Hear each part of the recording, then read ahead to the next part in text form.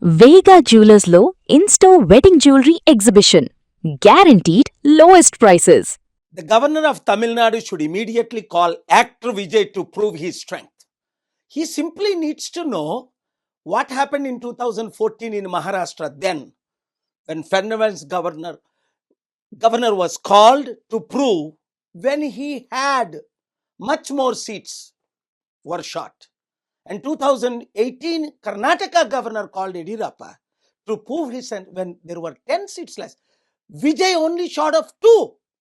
He already has 107, Congress 5, CPI CPM 4, 9, and he needs only 118.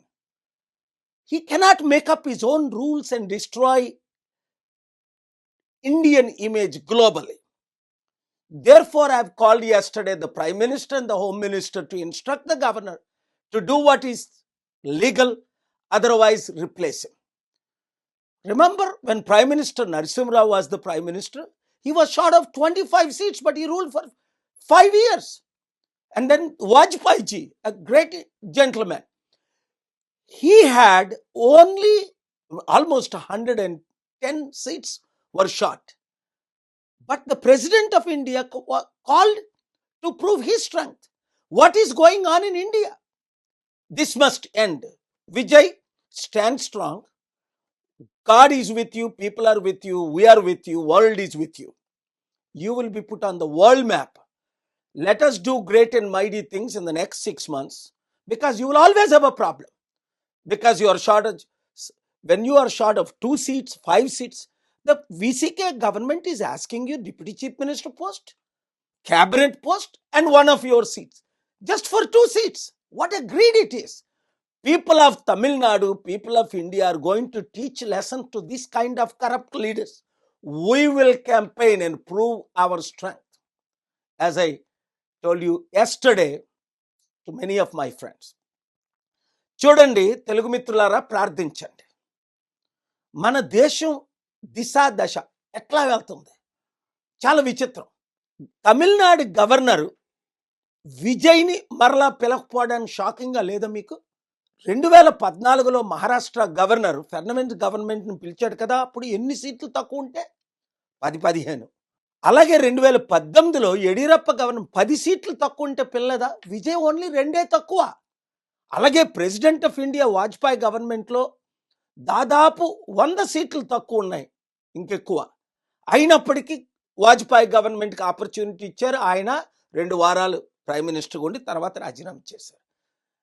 ఇంకా important, మన PV Narasimha Rao గారు 25 MP సీట్లు తక్కువ ఉన్నప్పటికీ 5 సంవత్సరాలు ప్రధానమంత్రిగా కొనసాగారు. మరి ఇక్కడ ఏం అన్యాయం ఇది? మన సౌత్ ఇండియాలో అంటే ఎవరో ఎక్కడో బటన్ నొక్కితే అలా ఫాలో అవడమేనా? ఇండియా ఇమేజ్ని కంప్లీట్గా డిస్ట్రాయ్ చేయడమేనా? అందుకే ప్రజలారా మీరే బుద్ధి చెప్పాలి. దాదాపు 32% తమిళనాడులో మన ఫాలోవర్స్ ఉన్నారు. క్రిస్టియన్స్ ఏంటి, తెలుగు ఏంటి, ఇంక యూత్ని కలుపుకుంటే దాదాపు 50-60%. 2 సీట్లు ఉన్న వీసీకే ఇప్పుడు విజయ్ని డిప్యూటీ సీఎం పోస్ట్ అడుగుతున్నాడు. 2 ఎమ్మెల్యేలు. ఎందుకంటే కాంగ్రెస్, సిపిఐ సిపిఎం 9 ఆల్రెడీ మద్దతు ఇస్తున్నారు. మరలా 1 ఎమ్మెల్యే సీట్ కావాలట. ఏంటి డిమాండ్లు? అంటే ఎంత అవినీత! 234లో 2 సీట్లున్నోడు ఇన్ని డిమాండ్లు చేస్తున్నాడు. కనుక ప్రజలు ఏం చెయ్యాలి? ఏకకంఠంతో ఇప్పుడు వరకు ఓట్లు వేయని వాళ్ళందరూ మళ్ళీ ఓట్లు వేస్తారు. ఎందుకంటే విజయ్ని గవర్నమెంట్ ఫార్మ్ చేసినప్పటికీ స్మూత్గా నడపనివ్వరు. గుర్తుంది కదా, ఎన్ని మన చరిత్రలో మనం అన్నీ చూస్తున్నాం కదా. కనుక మ్యాండేట్ ఇచ్చినప్పుడు ప్రజలకు కూడా క్లియర్ మ్యాండేట్ ఇస్తే పీస్ఫుల్ గవర్నమెంట్. అదే నా మద్దతు విజయ్కి. ఎప్పుడైతే స్టాలిన్ మన శాంతి సభకు పర్మిషన్లు ఇవ్వలేదో, అల్లరి పెట్టాడో, ఇబ్బందులు పెట్టాడో, ఆ రోజు నుండే నేను స్టాలిన్కి వ్యతిరేకంగా క్యాంపెయిన్ చేసింది. ఆయన మాజీ ముఖ్యమంత్రి అవుతాడని చెప్పింది మీరు మీడియాలో చూశారు. శాంతికి విరోధంగా ఉన్నవారిని ఎవరినైనా సరే మనం చిత్తుగా ఓడించాలి.